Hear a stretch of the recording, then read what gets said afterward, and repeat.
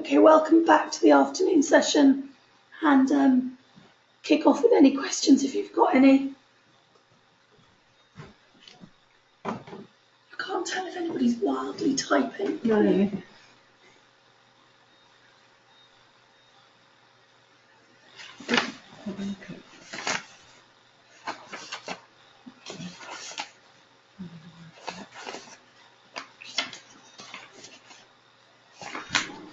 It's going to be a very short session if you don't have any questions. I don't think so. I said it's very different. I wasn't sure.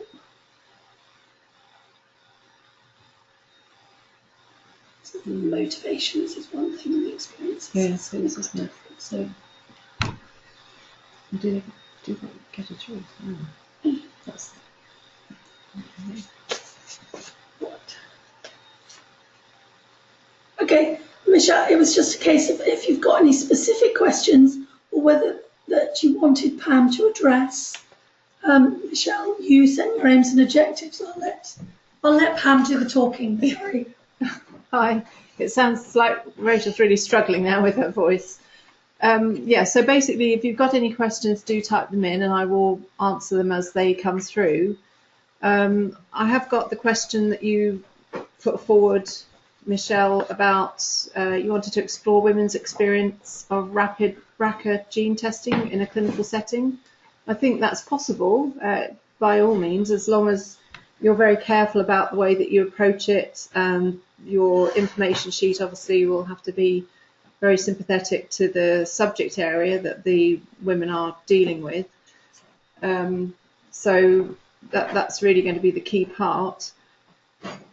But I wouldn't have any issues with you sort of tackling an area like that, as long as we can sort of work together and I can give you some further guidance as you move through it, and obviously check any of the documents that you prepare ready for your application. One thing I will let you all know is that I work single-handedly. I know that sounds slightly bizarre, but I'm actually employed through the medical school. I cover all of the medical school, dental school, biomedical healthcare sciences, and all of the Faculty of Health and Human Sciences, but I don't have a coordinator or an administrator. So I really welcome your questions about your studies, probably as you've moved a little bit further in and you've had a bit more support from your supervisors. But obviously I can help you through those final stages of getting your documents ready and making sure that they're up to the standard that would be expected, and really just get you through the process. And we'll also sign off, as I mentioned earlier this morning, that I sign off as the sponsor's representative. But what that does mean is you might need to nag me a bit, and if I don't respond quickly enough, or if you think it's gone a few days and you think I maybe haven't picked up your email, then do please email me again, or you can always either send me a text message to my mobile or obviously ring me. But I really do welcome your questions that you might have about your studies. I've been supplied with water, so.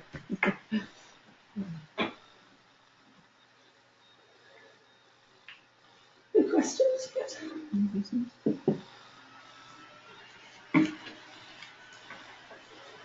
So one question has come through saying that I work in secondary care. What kind of approval do I need if I plan to make direct contact with specific GPs who who care for my patients? So that's absolutely fine. The slight complexity about working in GP practices is because of the fact that the primary care trust's reconfigured, and we are now dealing with clinical commissioners that have either set up cohorts, so it does depend where you're actually going to be doing your research within general practice. What you can do is, if you're actually wanting to speak to the GPs, that's okay, but they are classed obviously as NHS, so you will need to do an application through the IRAS form and have all of the sort of documents that go with it. You say directly you care for your patients, so obviously not having much information to go on, do think about whether there's any sort of sensitive areas or conflict of interest there that it depends what your question is and why you're wanting to sort of speak to the GPs about the patients that they are caring for and what the context is. So try not to be too contentious with your questioning, but otherwise that would be fine, and you would just do an application through the IRS form to the Health Research Authority to get their assessment done, but you'd still need your application to go through to the faculty. So I hope that's okay for that one. And then another question, will we have time to complete the MCH 502 module? Oh, let me just go back up. And commence the research in September. I don't think, the person's asked, they don't think they'll need to complete IRS form as I want to use student midwives. You probably won't need to use the IRS form if you are only seeing midwives while they're in their sessions to be trained. So if they're on university premises, that would be okay. I can't tell you the answer about whether you'd have time to complete the 502 module because I'm not involved obviously in the modules other than helping get you through the ethics part, but Rachel... That's why the assignments seems like it's rather quick. It's the assignments due in on the 31st so that it can go to the board on the 28th of June. So then after that you can start the ethics process. I hope you heard that clearly enough. Yeah, so there's another one. Will we have time to complete the module and commence the research in September? Let me just have a look. So another question. Patients attending a minor injuries unit are on a walk-in basis. We do not have time to build up a professional relationship with them. Do you think a questionnaire and or an interview would be the best way to discover their perceptions on attending the unit inappropriately under our protocols, that says, and then bearing in mind these people are coming to us often in pain and disillusioned with other services. I think it's fine to do a questionnaire. I think you're really stuck on timing and actually possibly having sufficient time to go through an information sheet and actually get a signed consent from them. Having said that, it does very much depend how long they're going to spend in the unit and whether they would actually have time while they're sitting waiting to see somebody to actually read through an information sheet. But it probably looks as if the easiest way might be to develop a questionnaire that is suitable, but then what you might have to do is make it long enough to get enough information from it for your research, but also short enough that they can fill it in whilst they're actually there in the unit, because probably for the participants it would be easier for them to just put it in a box. You know, if you have a questionnaire box, they can put it into a sort of like a letterbox type thing of a cardboard box to say it's for the research study, but they would need to know it was for research purposes and not just as part of the hospital's way of seeing whether people were satisfied with the service. So it's possible, but it's something that will need a little bit of work and sorting out the best way to do it. But equally very happy to help with guiding you on that. Then one that you want to use student midwives as participants, and thank you for clarifying the role as gatekeeper, but yes, that would be the same thing. So it's just using somebody, particularly if it's with your own student midwives. Then another question. So what are the timelines for submission of ethics proposals for the dissertation year starting in September? What would they be, Rachel? I'm just asking Rachel because I wouldn't know. Well, you can't actually go for ethics until you're enrolled on the module, and you're enrolled on the module once it comes to September, so whichever's the first ethics for the university, but you could start the IRAS process beforehand. Yeah, okay. If you are only going through the faculty ethics, they take submissions all the time. There's no set meeting that you have to apply to, so you just send in your application when you're ready. The ethical component, if you're going through the Health Research Authority, they generally still have meetings once a month, but they could be anywhere in the country and they will tell you where those ethics meetings will be.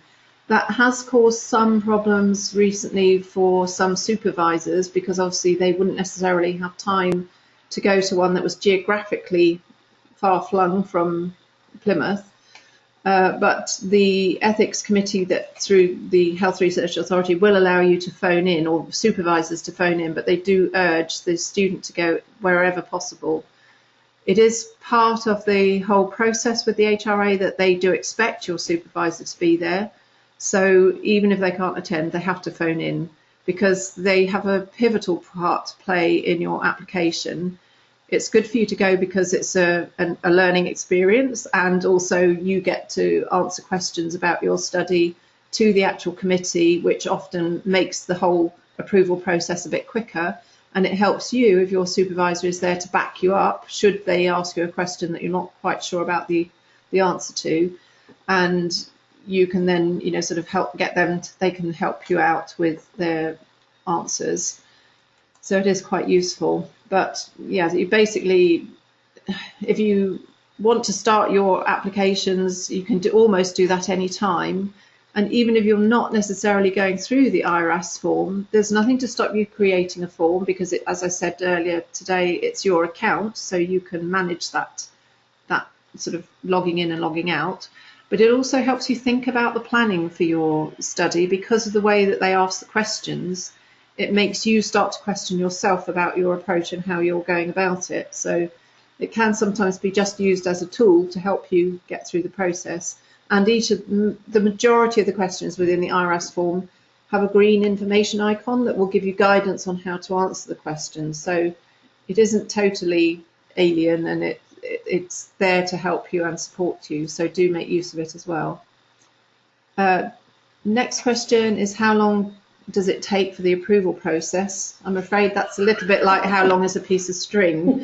I actually also sit on the ethics committee for the faculty, for both student and the staff ethical committees, and generally we are given 2 weeks to respond. But as I've said earlier, because I'm on my own, I sometimes am pushing it and I would go beyond that 2 weeks. So what they generally say is that an application through the faculty can take 4 to 6 weeks, which allows for people either being on holiday and those sorts of things.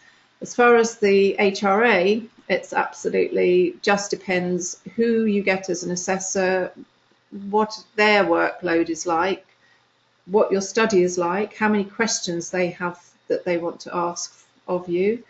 And I think that's why I put so much effort into making sure your application is up to the standard, to minimise the amount of questions they might ask you, and hopefully make it quicker for you to get through the process. But it's a lot better than it was. We did have real problems last year when it was first set up. We had one PhD student who waited 6 months between actually getting HRA rec approval to when they actually got their final HRA approval, but that will not happen again. The HRA have assured us this will not happen, that they pulled in a lot of extra staff to help sort of get things moving, and it definitely has been significantly better, and some of them are really quick sort of coming through. So if your study goes for a proportionate review through the HRA, that generally only takes 2 weeks to get the ethical approval, because they email it out to a couple of members of the committee, and they just sort of pass their opinions on it, and it's then decided on sort of getting the ethical approval part. But yes, the assessment part does depend on the amount of sort of legal compliance areas that the HRA need to check relating to your study. So I hope that helps. So next question, if I were interviewing current year 3 students and those up to a year post-registration, would I need NHS permission, as they will possibly be NHS staff by then, or can I interview them as alumni under the university auspices? Yes to both, really. I mean, you can, if you are careful with how you get your, where you get your timing on when you do the interviews. Yes, you could do it completely under the university's auspices. If they are only coming in as, sort of trainees as such, or students to learn sort of what they're going to be doing as NHS staff, And as long as you're not using NHS premises to interview them, then that might help. But don't be put off, I would say. Just don't be put off by going through the IRS process. It is a learning experience, but a good one, and it will help strengthen you as a researcher as you go through your career and do further research.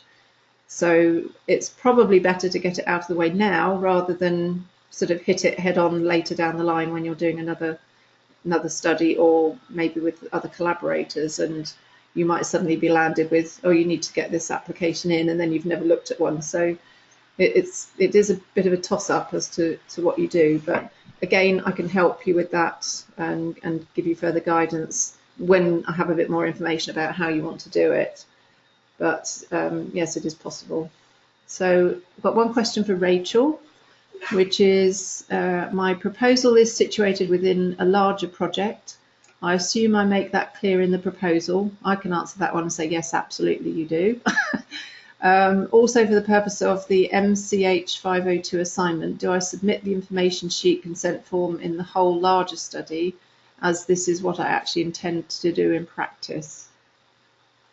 But I think, yeah, I understand. I think, yeah, I mean, it's the same with any research, Jenny, that if you are involved in a larger project, you remember on the faculty information, you might not, because this was this morning, and I know ethics is not the brightest subject to get through, but with the faculty programs, you can be part of a program, which would be a larger project, and you may get drawn into that. So this sounds as if you have been.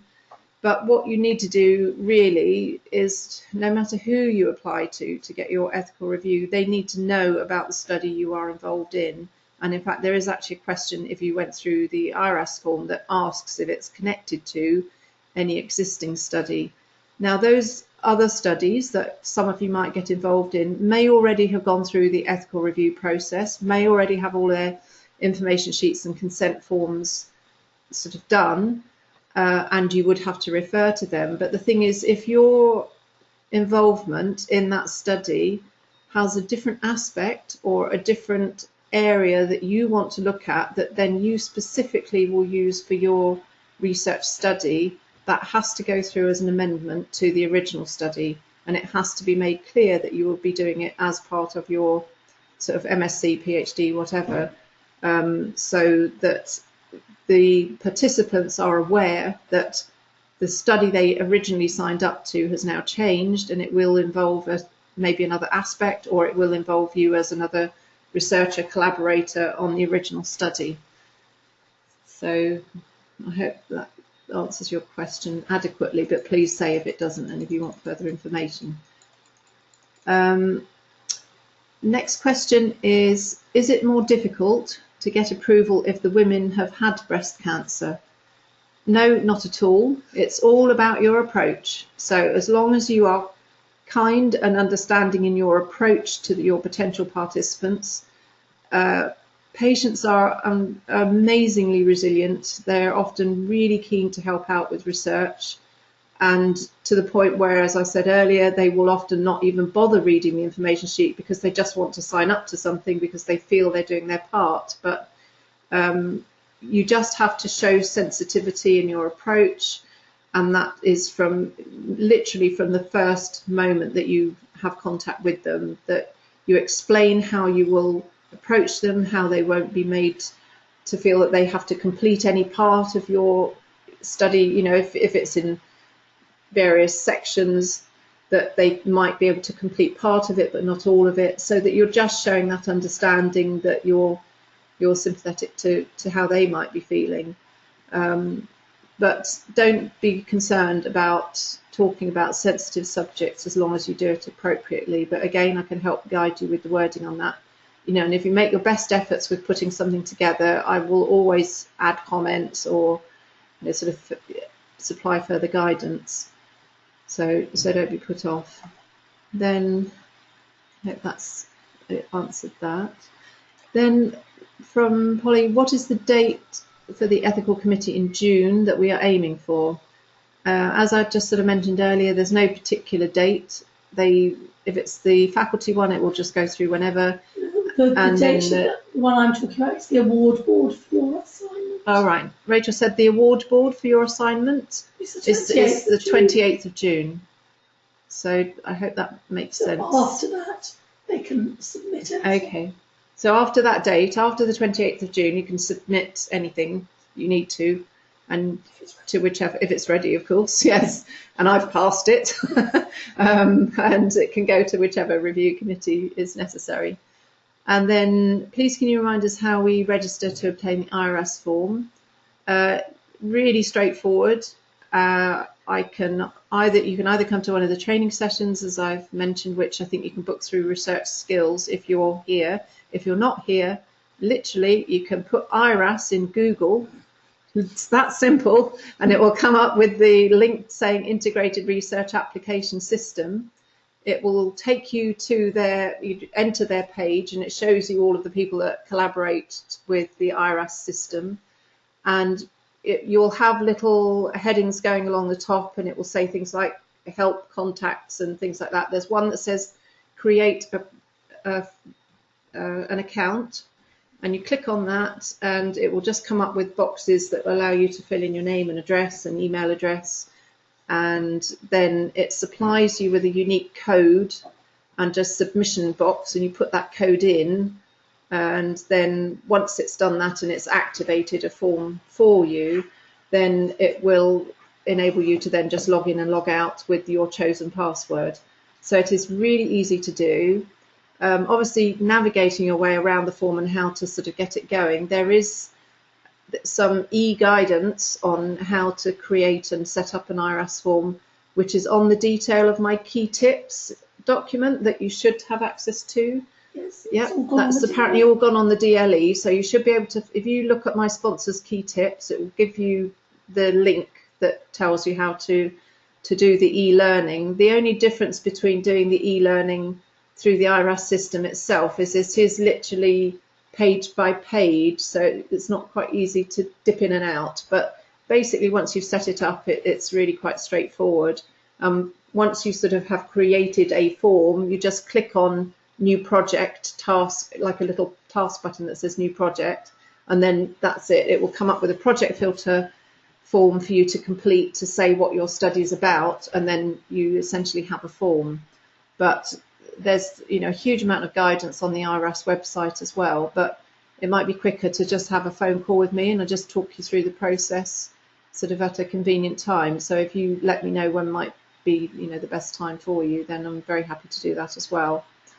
And because it can be a bit daunting if it's an unfamiliar form, so don't worry at all about it. Next question is, I know the IRAS process well, having worked in research and have done some work with you in the past, Pam. I know your name, Lisa. So have a look at it by all means. Yes, that's good. Really good to know someone's had a go at it already, and hopefully you can encourage people it isn't as bad as it seems. So that would be good. And then the next one is, I mean, for the purpose of the assignment, not the ethics application. Just trying to think. Hang on a minute, Jenny. Which one was yours? Oh, okay. So that was Jenny's. Okay.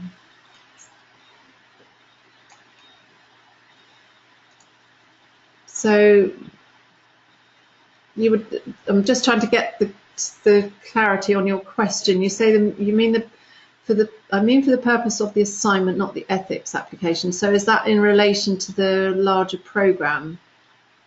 If it's relevant, if it's in relation to the assignment, the MCH 502 assignment, then we can address that tomorrow in the workshop. Did you hear that? Rachel said we can address that tomorrow in the workshop if it's about the 502 assignment. So I hope that makes sense.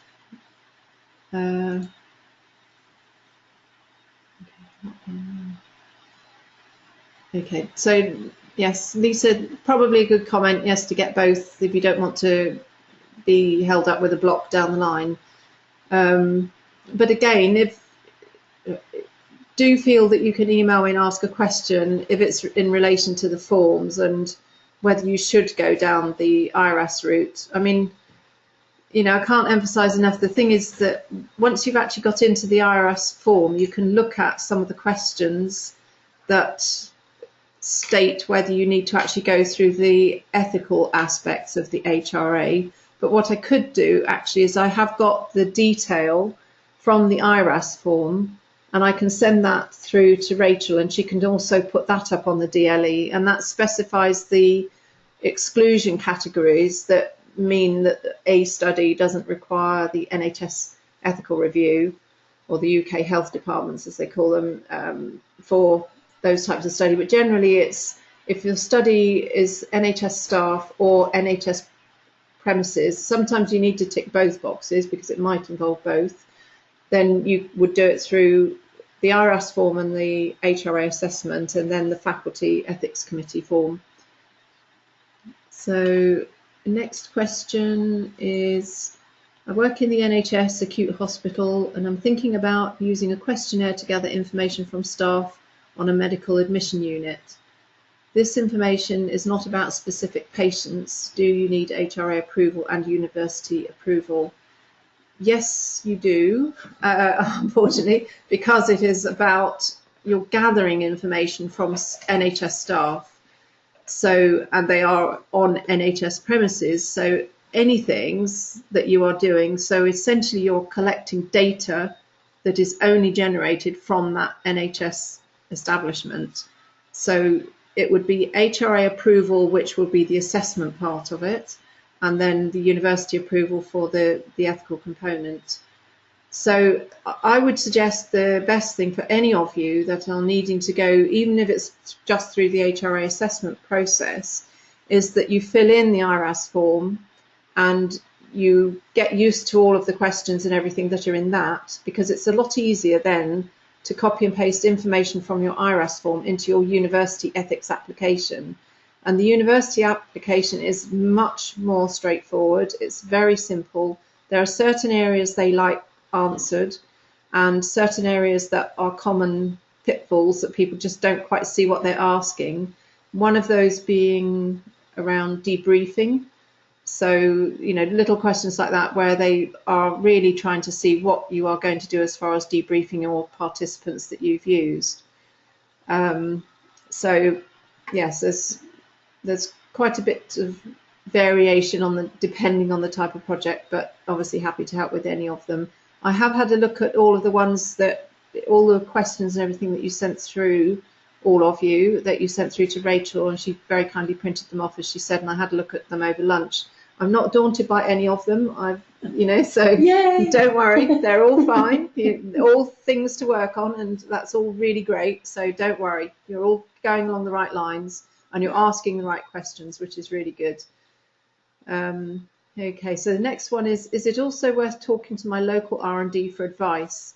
It depends very much who your local R&D is. They all have a very different approach to the new HRA process.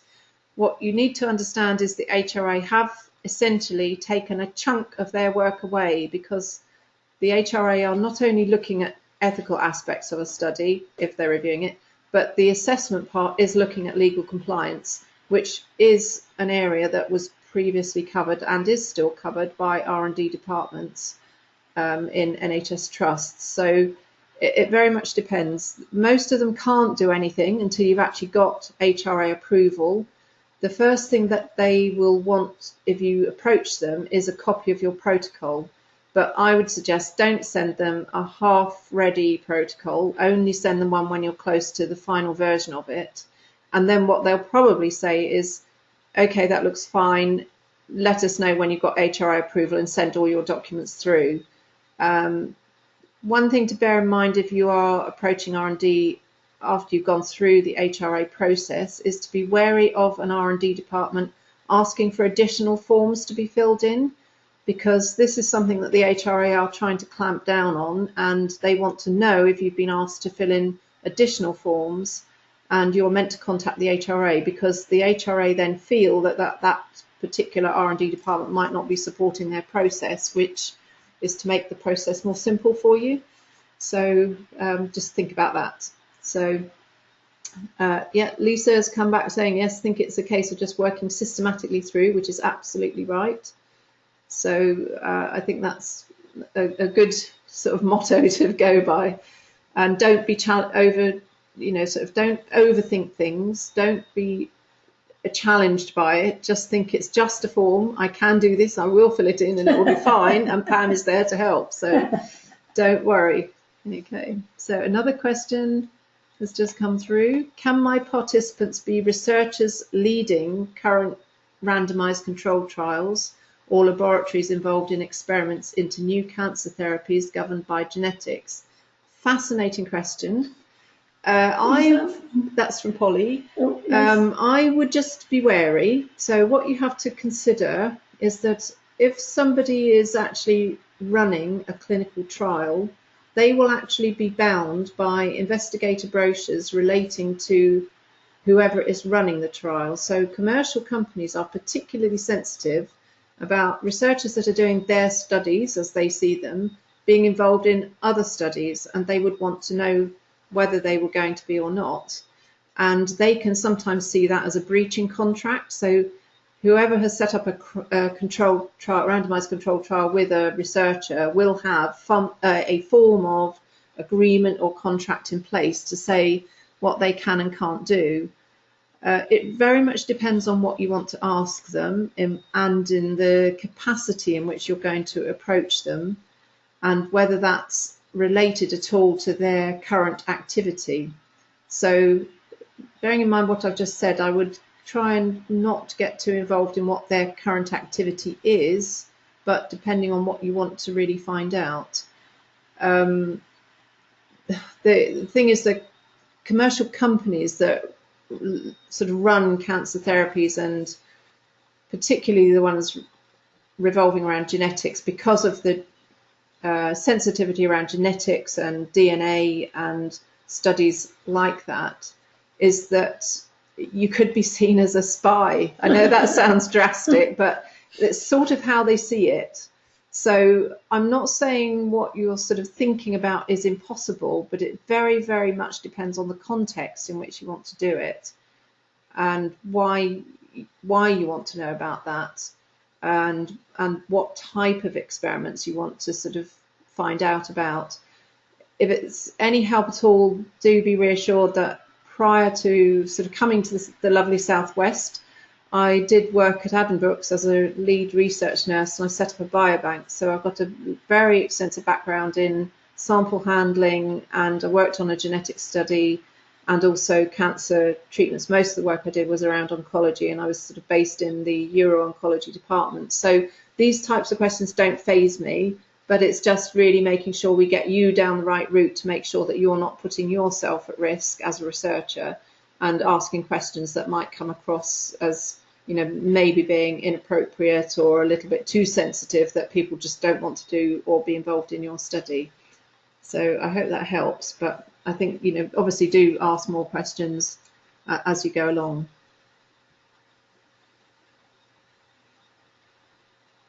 Any more questions? You might be typing frantically.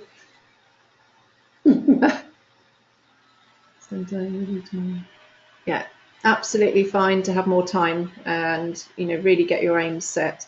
But I obviously, you know, the large part of my role, I do not get involved in the methodology because I see that as your supervisor's role. I may make comments regarding ethical components of your studies that actually then maybe influence slightly the methodology, but you know, there are so many aspects that you need to consider when you are setting up a study that I am very, very happy to work with the researcher at the very early stages to help them think it through and think about the logistics of how they're going to actually do a study and whether it's actually practical for them to do it. So yes, absolutely happy to have further discussions. It generally, if it's possible, to have like face-to-face meetings, but that obviously depends on where you are, because I obviously have no idea where you're all placed apart from the ones that I do know your names anyway, sort of locally. So obviously there's a huge amount can be done over the phone as well if it's not possible to meet up face-to-face, but just to really chat things through really does help. Hopefully some of the questions on methodology, we might, you know, hopefully we'll address those tomorrow. in the workshop, and then Rona and I will signpost people who need some clarity regarding ethics back to Pam. I think that would be a good way to do it. Can we Skype as I'm in London? I'm sure we can. I've managed Skype in my old age. I'm sure I've got it on my laptop. I can do it. I mean, I can even do it probably from home. I do work from home sometimes because I don't live locally. I have quite a drive to work. So, yes, whatever way is easiest. So I'm not worried about Skype. Or phone's fine. Yes, absolutely fine. Really good. Yeah, I did try putting the Skype for Business. I have got Skype for Business on my laptop, but then it drove me mad because it kept popping up every time I went onto the computer. So I think I disabled it, but it's quite easy to get it sorted out, and it is supported through obviously the university here through 365. So it's not impossible. But yeah, it's okay. Don't worry. I think I'm 60 now. I think I've overcome. No way. I've overcome most things. So yeah, I think we can get through it. No, so don't worry. It's all possible. We can always find a method of communication that works. Yes, definitely. I've never done a webinar before, so this is my first one. So interesting.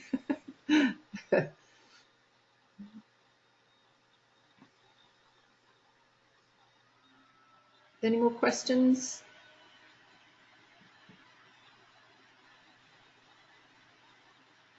Have they gone quiet on us? Yes. Or are you typing like mad?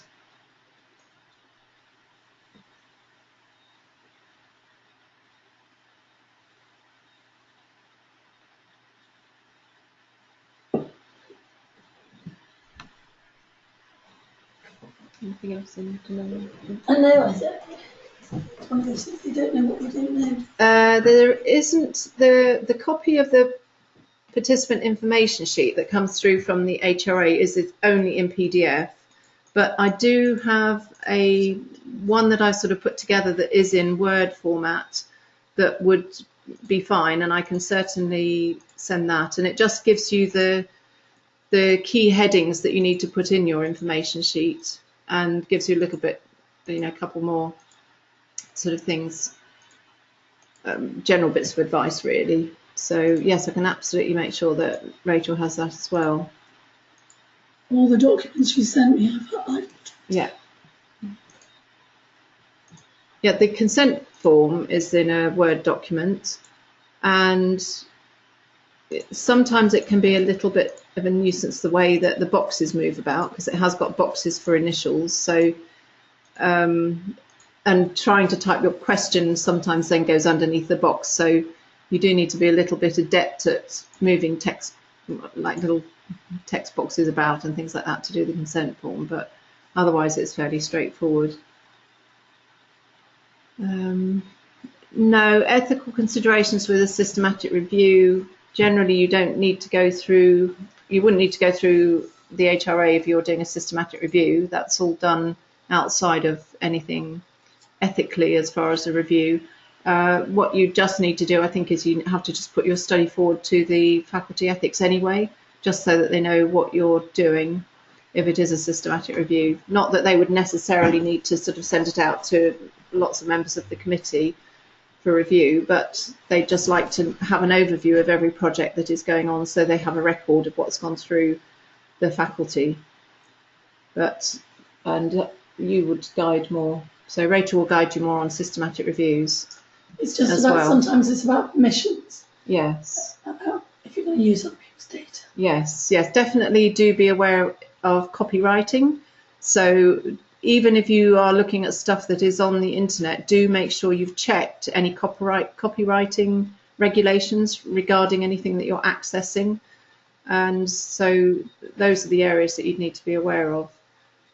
And even if it means, if you want to access something that you have tracked down through the internet, but you're not too sure, and it's maybe through an organization and you want to reference something about, one of their documents, don't be afraid of contacting that organization and just saying, I'm doing this as part of my sort of MSc study.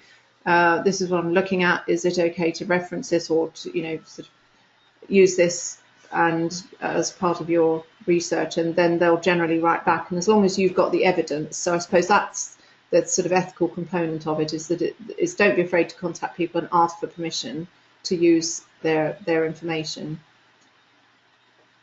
Then next question, I'm doing a small qualitative study with some semi-structured questions. Can I check through that? Yes, you can check through these with me in advance during this assignment. Absolutely.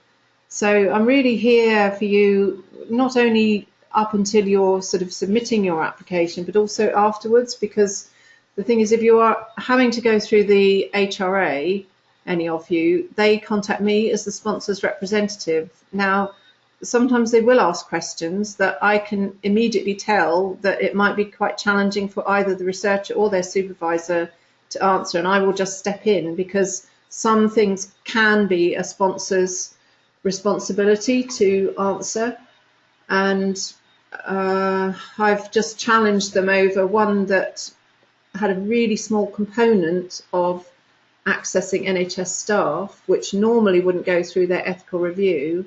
But because the study was using several batches of data that had been collected for different reasons previously and not for the intended purposes of research, I asked if it could go through a proportionate review. And they came back obviously saying, well, this study involves NHS staff, it doesn't need ethical review through the HRA. I put my question, my point across to them, and they said, oh yes, okay, yes, we will review this. So there are certain questions like that that I can answer for you, so don't be daunted. And they will be in contact with you over your study if you've forgotten any documents and things like that. But I'm there really right through the whole process. So even if you have to do an amendment, so if you find you're not recruiting in the way that you hoped you would, and you need to change something to help the recruitment, then that would mean going through an amendment. So obviously I have to say whether I consider it a substantial or non-substantial amendment and then sign it off for the HRA. So I'm here really from beginning to end until I sink into the ground. Until the bitter ends. Till the bitter end. So don't be worried.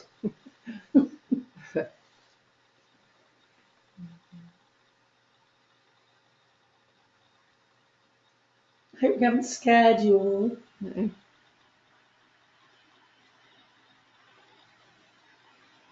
Frightened you off, I think.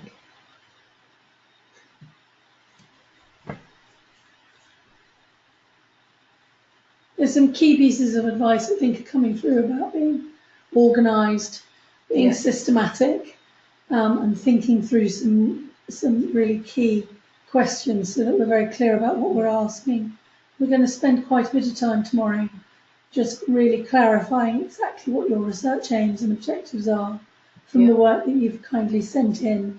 And so hopefully we'll have a very clear idea. And if there are any ethics questions after that, then I'll direct you back to Pam. I think Michelle's got another question there. Okay.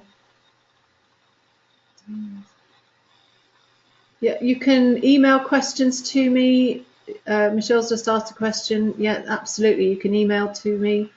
You can ask now, whichever you like. I mean, while I'm here, because as I said, I will get to your questions when you send them by email. But if you don't think you've had an answer quick enough, just nag me, because I really don't mind. And it is purely volume of work. It's no intention. I'm not ignoring you.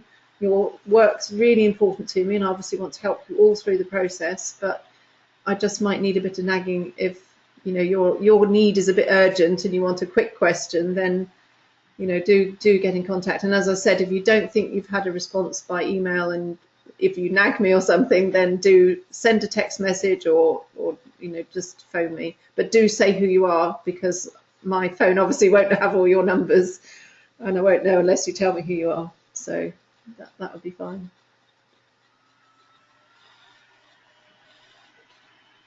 So which was the one?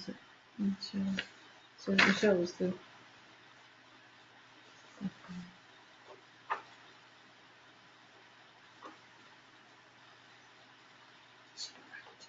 Yeah.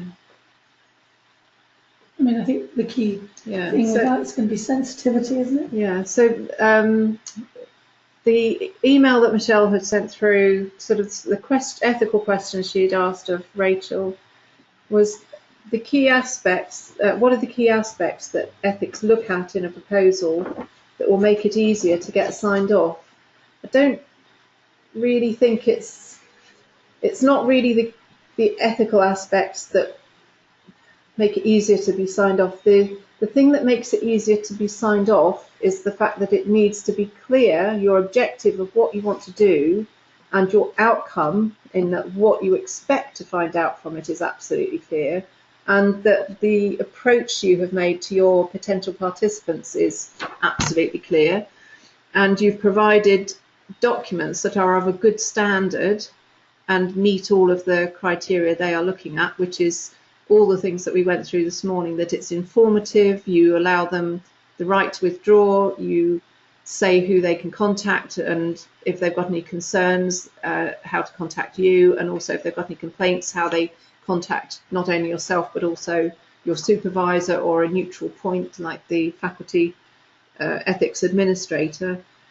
And it's really just having it in good shape so that it has a flow to it, and that the other thing that helps it be signed off is, again, accuracy. So things like making sure your dates are consistent across all of your documents, make sure your titles are consistent across all of your documents. You'd be surprised how many variations you get with some of the applications that come through. So it's areas like that, really, making sure it's an easy read, because particularly with the IRAS form, they do have lay members on the committee. So there are sort of key questions within the IRAS form that allow you to sort of fully explain what the study is about, and any areas that you might find that you would see as being difficult. So yes, it's just doing a really good job at it, I think. So easy, absolutely easy. Right, just another question that's come through. Is it appropriate to send a questionnaire out to staff using something like SurveyMonkey, or is that not secure enough? Would it be better via standard email? So yes, it's absolutely fine to use SurveyMonkey. There are various levels of protection that you can add to SurveyMonkey, but you'll need to have somebody who has access to an account. But you can set up SurveyMonkey so that it doesn't even record the IP address. If you're making sure that it's absolutely anonymous, it shouldn't include the IP address of the person that's completed the form. And it does apparently automatically collect IP addresses. So you do need to make sure that it's of that secure level. Sending stuff out via a standard email, you have to have their personal details to have an email address. So yes, you can do things if you have a facility, say through a newsletter or a bulletin. You can put information on how to contact yourself as a researcher and say something about your study if you have access to those sorts of points. But yeah, SurveyMonkey is fine, but you do need to have somebody who has an account that is a secure sort of system to use it. There is nothing wrong with postal sort of questionnaires, as long as somebody like the gatekeeper sends it out on your behalf. So it might go out from a central unit, either a hospital clinic, or through a sort of academic facility, depending on where you are and what you're doing. We get links sent out for questionnaires from faculty. Yeah. But if you're in any doubt and you want to do it by email, absolutely, then you can set up a generic account through the organisation, so that prevents you having your personal email or your work email being used for the study. But generic emails are really easy to set up, and IT will be able to help with that. So that is a possibility. Then another one from Matt: different email accounts will carry different levels of security anyway. Yes, absolutely true, because it just depends on who where your server is and what it's using. But yeah, it's really just checking that you're doing it in the best and the most secure way possible, and checking with your sort of IT people.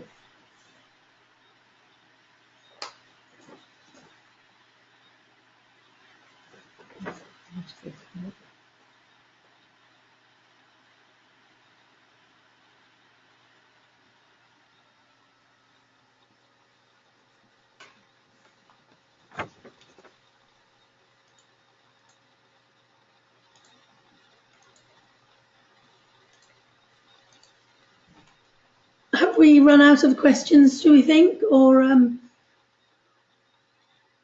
Another one from Michelle says, can I offer the participants a choice between face-to-face or telephone interviews, or do I have to stipulate one or the other? Yes, it's absolutely fine to offer a choice, because then you're being considerate of your participant group depending on where they are. The difficulty just with using a telephone interview, so you can basically use both. If you use a telephone interview, you must have a set checklist that you will go through with that participant that will be the same for each participant, so that you have consistency of approach for those that opt to do a telephone interview. A bit like the sales ones where they go through, I just need to ask you these questions. It's a similar sort of thing. You need to make sure that they fully understand what the study's about, that they've gone through the information sheet. You still give them the option to ask any questions. And what you'll need to do, obviously, is find a means of recording that from the telephone interview. So you'll need to be able to work that out either through IT support or I know it is possible, because we have had researchers that use telephone interviews. The only consideration I would have with that is, of course, you've got, in terms of your methodology, would you be capturing the same information as a face-to-face versus a telephone? Mm-hmm. And so in terms of your data, how are you going to analyse it? Because those two data sets will be different. So I think quite carefully about whether it's two different types of data. That would be my only consideration. Excluding any issues surrounding ethics, it would be about different data being collected.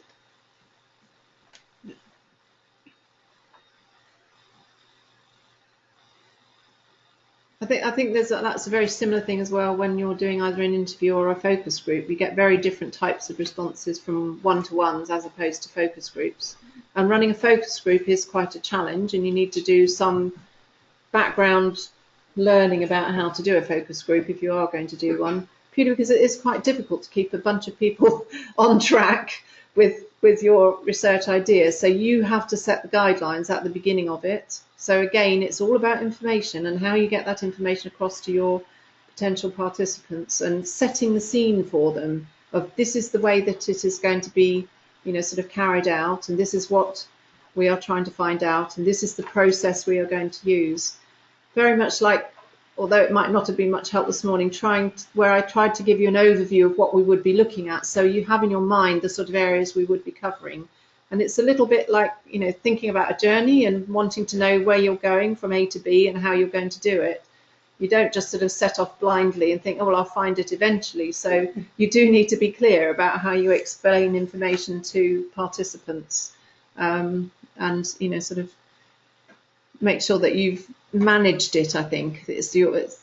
And that's another question that comes up within the IRAS form is, what do you consider the ethical issues about your project and management issues about your project, and how you've overcome them? And that's one of the questions that frequently isn't answered very well, and I have to sort of intercept and say, please look at the information around this question that's available and think about, how you're going to sort of get around these problems. So another question is, could I offer to go to their home? I am hoping that I would have enough participants who live locally, but then do not have to give all the potential participants the opportunity that the genetics centre cover. It is okay to go to a person's home, but there are certain risks, which again comes back to what are the risks and benefits of sort of taking part. And on the IRAS form, there is a question that asks what are the risks to the researcher themselves in undertaking the study. Now, the risk to going to somebody's home is obviously lone working. You may think that there are no risks, but you do have to be prepared for the fact it isn't the safest thing to do. In the past, I think, I'm going back quite a few years, I think we used to insist that somebody went with the student, depending on what the type of study was. But I think, yes, I do come across studies where the researcher has had to go to somebody's home. And if you're a competent individual and you're a professional in your own right and you're used to doing that, you can use that as an explanation when you're explaining it to an ethics committee that depending on the health group that your participants come from, it may be the only option that you have is to go to their home. But even the sweetest, kindest people can still put you in a difficult position. And the example I've used for some years is somebody going to somebody's home with somebody who was already in the early stages of dementia, and they actually locked the researcher in the house and then kept the key on their person. So the researcher was put in a really difficult position. They were locked in, couldn't obviously get the key without being seen to be doing something inappropriate, trying to get the key off of the person. And obviously it is making sure that you have your phone with you, somebody knows where you're going, they know what time you've gone into the home, they know what time you're planning to come out of the person's house, and that you make contact with that person. So they're your sort of buddy system to make sure that you're working safely, and you give them a call when you come out and, you know, sort of touch base with somebody. But sometimes it is the only option, but do be aware of some of the risks that can sort of happen with that. And obviously, you know, anything to do with potential violent occasions that might crop up. So just think carefully about it. But you know, if you do that in your normal clinical role, you're doing it anyway as a professional, but you are covered by the university while you're doing your research study. So they would obviously want to know that you were not putting yourself under undue risk. And you would, if you were a registered professional, you would have your professional indemnity as well. So you are honoured by various codes of conduct that you have to apply, and it still carries out sort of when you're doing your research. But I think it's just remembering when you're doing your research, you are wearing your research hat and you're not sort of essentially in your clinical role. So it's really keeping those two areas really clearly defined. So another question from Lisa is there a benefit of one above another, so focus group versus individual? I'm looking at participants' perceptions, so fear in a focus group, I may not get all participating actively. That's a common problem with focus groups. I really couldn't say whether there's a benefit of one above the other. It very much depends on your study type and what you're planning to find out. Depending on the study area, focus groups sometimes work really well. And the other thing you have to sort of take into account is often the responses almost seem more generic through a focus group as opposed to a one-to-one. And also it depends on how many people you really want to get the opinions from, and again relating to your study area. So it's a very personal thing. You can do just one-to-one interviews, you can do one-to-one interviews and a focus group, or you can equally just do a focus group. So it just is what fits the most appropriately for your study type. And yes, the risk with a focus group is you don't always get everybody participating actively. So you get the people that are a bit quieter and afraid to sort of speak up will just sit back and maybe not say anything, when you get mouthy people like me that don't mind speaking in front of other people and they're just quite happy to chat away. So yes, something to think about.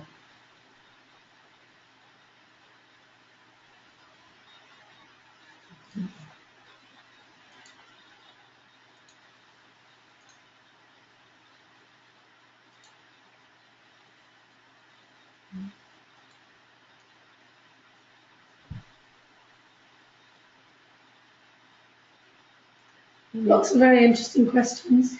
Lots to think about. Oh, yes, a very good question has just come through. I am concerned that clinicians will not want to give time for one-to-one interviews. Yeah, very, very common question. Your problem being that you don't have funding, or you will not have funding generally to do your types of study, and clinicians' time is, you know, basically time is money, and it is difficult for them to find time when they are completely overstretched at the moment in the NHS. Very much so. GPs are very sort of money sensitive purely because they are essentially self-employed, and their money is sort of managed through their practice or their cohort that they might be attached to. But don't let that put you off, because there are several studies that involve clinicians, and you would be surprised there are quite a lot of very willing clinicians that will be quite happy to talk about the subject area. And if it's an area of interest for them as well, so if it's something that has become a bit of an issue that they would be quite happy to talk about, then I don't think you'd have any problem at all. And I think just make it manageable. As I said earlier today, only interview the amount of people that you can manage to do the transcriptions for. I get one or two researchers who will say they'll use a transcription service, but if you use a transcription service, you absolutely have to be explicit to the Health Research Authority that they are a recognised transcription service, to make sure that they are bound by sort of data protection principles and have actually completed a non-disclosure agreement. So really you should only be looking to do the study that you can manage yourself, and you do learn a lot by actually doing the transcription. So just think it out, make it manageable, make it a pleasure for yourself rather than a daunting task and thinking about interviewing, say, 20 people, because it just would not be manageable at all. So 10, I would say at most, 10 to 12. If you really think you're capable, up to 15, but certainly no more than 15, because that is a lot of transcribing to do. If you're doing a 1 hour interview, then that is a lot of information to sort of get through. So just make it manageable. Half a dozen is adequate. You can get enough through your, sort of, if your methodology is sound and robust, you'll get enough information from, sort of 6 or 8 people. So think about that.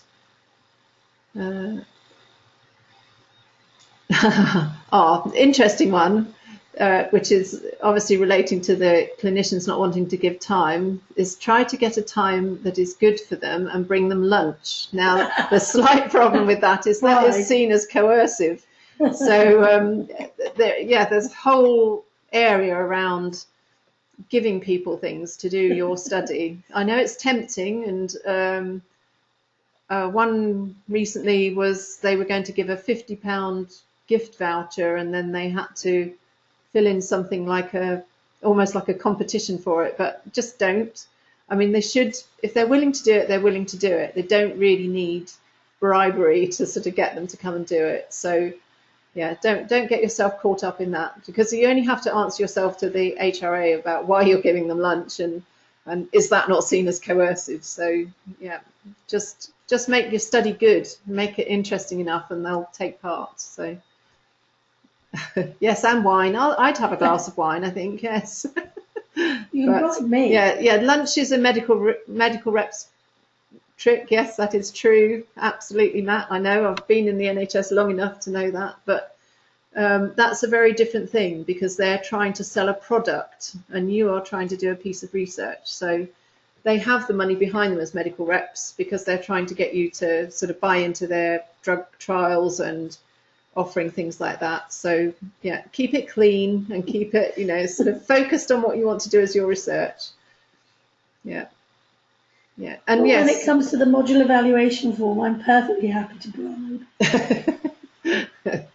Yeah, definitely. Lisa's just sort of said, I would say just be prepared and choose a time that suits them in their busy days. Absolutely. I think, and it is something that you would sort of think about when you were doing any study, is it at a time that is suitable for the participant, irrespective of whether they're clinicians or not, so that, whether that's seeing a patient and fitting it around their standard care visit, so that you're not keeping them too long, or you can tie it in with that standard care visit through to the clinicians and making it possible for them to do, the interview, which is when sometimes like a telephone interview does come in handy, because that means that it's an easier time. They can say when they want to be contacted.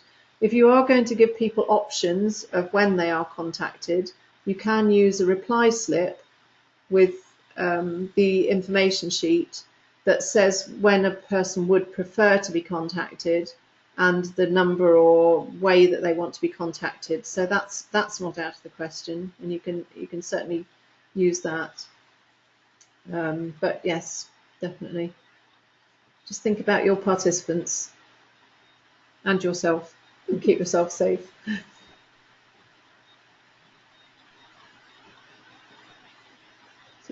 see their interest. Yeah. Come on, share the screen. Yeah. So another question, if I had previously recruited a patient to a study and they are eligible for my study, would it be seen as a conflict of interest? Potentially it could be, but it depends on whether you can connect your study to that previous study. It depends in what capacity you did the previous study and whether it's appropriate to link it to what you want to do now. The thing about that is that you are sort of pinpointing that person as being eligible. So that again will come into your methodology, that are you being too selective because you're only interviewing people or seeing people that you have seen previously. So that would be the area of the conflict, is that is it actually appropriate? But it depends on whether the study that you want to do now is a progression of something that you did earlier, in which case you should absolutely be joining them up and saying that you had previously done this piece of research. I used this sample group. This sample groups have expressed an interest in still taking part in this further aspect of the study, but this further aspect of the study I will use for my, MSc or whatever. But again, just be aware of what that other study was and whether that was connected to anything else, any other trial, like a sort of commercial trial. Another question, do you need to know if someone is in any other active studies? It is a question you can ask, and it depends on its relevance to what you're doing. Generally, that's only more appropriate in drug trials, because obviously you don't want to be doing anything that would conflict with another drug trial. But it is a question that is on the IRAS form on whether they might be involved in other studies. But it's something that you can ask if you need to, if you feel it's relevant to your type of study. But if your type of study is really low impact and just asking some questions, doing an interview, then it's not an essential question necessarily. I mean, the only thing that you would want to know is that whether somebody was overburdened, so whether they were just basically volunteering for any study that came along and then were getting pretty worn out from it, because obviously you wouldn't want to be adding to that. But yeah, it's all about relevance, I think, and relevance to what you want to do.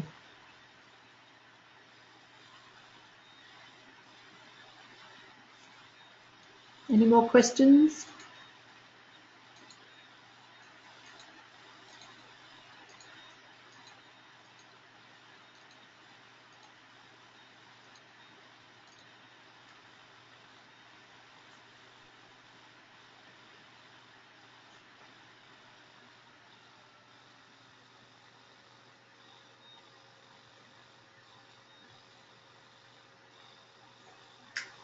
Do you think you've asked all the questions that you've got? If you think that's time to finish, then please just wave your hands for me.